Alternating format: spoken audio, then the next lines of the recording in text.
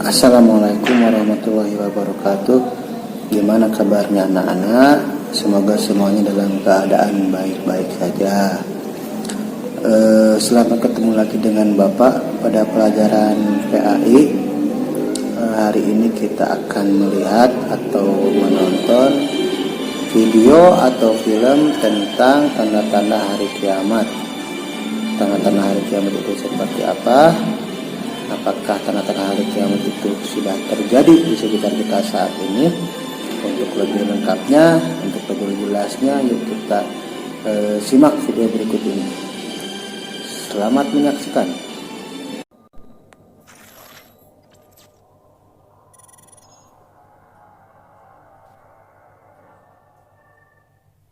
Assalamualaikum warahmatullahi wabarakatuh. Apa kabar sahabat Videodak? Semoga kabar Anda sehat. Kali ini kita akan membahas tentang tanda kiamat yang sudah terjadi di Jazirah Arab. Sebagai umat Islam, kita meyakini bahwa dunia ini kelak akan mengalami peristiwa kiamat. Suatu keadaan di mana dunia dan segala isinya akan mengalami kehancuran yang begitu dahsyat, sebagaimana Allah Subhanahu wa taala menggambarkan dalam Al-Qur'an dan hadis-hadis Nabi SAW. Dan kita juga meyakini bahwa kiamat adalah rahasia Allah yang tak satupun manusia mengetahui dengan pasti kapan waktu terjadinya.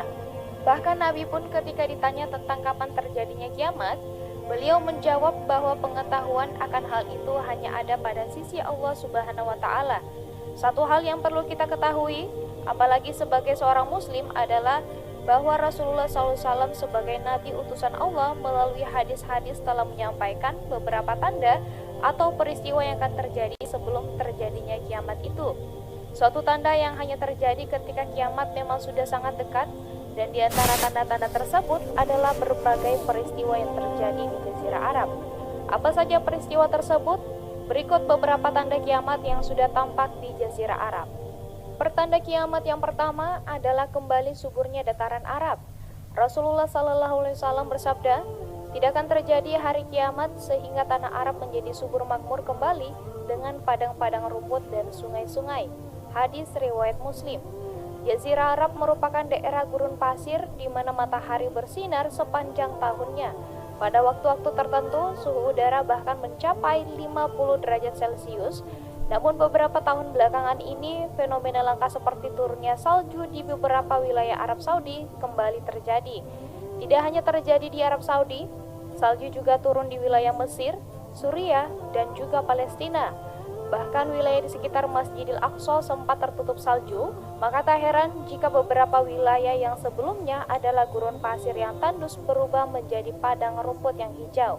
Sebagaimana diketahui, air merupakan salah satu komponen penting dalam siklus makhluk hidup, termasuk juga tumbuhan.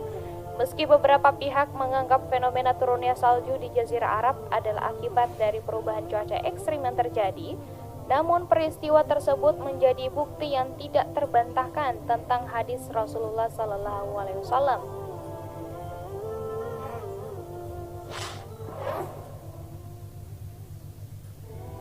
Pertanda kiamat yang kedua adalah munculnya bangunan tinggi di Arab. Rasulullah SAW bersabda tentang salah satu pertanda datangnya hari kiamat, dan apabila engkau menyaksikan orang-orang yang tidak memakai sendal, telanjang kaki lagi miskin yang menggembala domba, berlomba-lomba membuat bangunan yang tinggi. Hadis riwayat Muslim. Sahabat Ibnu Abbas bertanya kepada Rasulullah, wahai Rasulullah, siapakah para pengembala yang tidak memakai sendal dalam keadaan lapar dan yang miskin itu? Rasulullah menjawab, orang Arab. Hadis riwayat Ahmad. Tahukah Anda, saat ini pemegang rekor bangunan tertinggi di dunia nomor 1 dan 2 berasal dari tanah Arab, seperti disebutkan dalam hadis di atas. Bangunan yang tertinggi nomor 2 di dunia adalah bangunan Al-Burj Al-Bait di Mekah, Arab Saudi. Bangunan yang ketinggiannya 601 meter ini memiliki 120 lantai, digunakan sebagai hotel dan perkantoran. Bangunan ini masih kalah dengan bangunan tertinggi di dunia Burj Khalifa dengan ketinggian 828 meter dan 160 lantai. Bangunan ini terletak di Dubai, Uni Emirat Arab. Bangunan ini didirikan sejak tahun 2010. Perlombaan membangun bangunan tertinggi di dunia di bangsa Arab belum usai. Pangeran Al-Walid bin Talal asal Arab Saudi kini sedang membangun gedung yang akan mengalahkan tinggi gedung tertinggi di dunia, yakni Burj Khalifa. Nama gedung ini adalah Kingdom Tower dengan ketinggian nyaris 1000 meter yang terletak di pinggir Laut Merah di Jeddah, Arab Saudi. Kingdom Tower nantinya akan memiliki 12 eskalator dan 59 lift dengan jumlah lantai 161. Dibangun dengan total biaya lebih dari 14 triliun, bangunan ini disiapkan dan bisa dioperasikan sebelum tahun 2020. Sungguh maha besar Allah Subhanahu wa Ta'ala yang telah menunjukkan bukti yang nyata dari setiap petunjuk yang diberikan kepada Nabi dan Rasul-Nya. Salah satu tanda besar kiamat adalah mengeringnya Danau Tiberias dan kemunculan Dajjal, seorang angkara murka penyebar fitnah terbesar yang pernah ada di muka bumi. Di masa Rasulullah SAW, seorang pelaut Nasrani bernama Tamim Ad-Dari mendatangi Rasul menceritakan pengalamannya terdampar ke sebuah pulau. Di pulau tersebut, ia bertemu seorang misterius yang terikat yang kemudian mengaku sebagai Dajjal, makhluk terbesar pembuat fitnah di muka bumi. Ia menanyakan beberapa hal, diantaranya Danau Tiberias. Dajjal berkata, "Beritahukan padaku tentang Danau Tabaria." Kami bertanya tentang apanya yang kau tanyakan. Ia menjawab, "Apakah ada airnya?" Mereka menjawab, "Airnya banyak." Dajjal berkata, "Ingat, airnya hampir akan habis."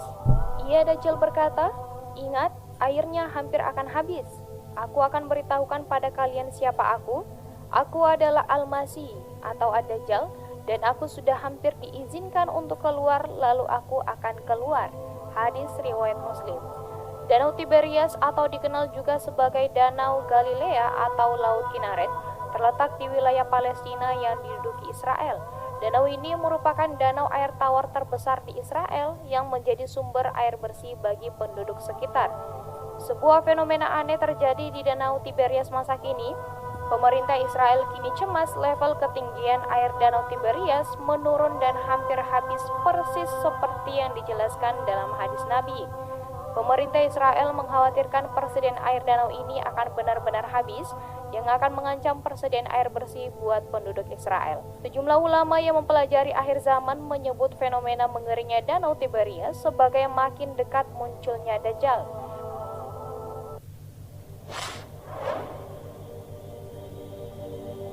Tanda kiamat selanjutnya adalah munculnya peperangan di tanah Arab.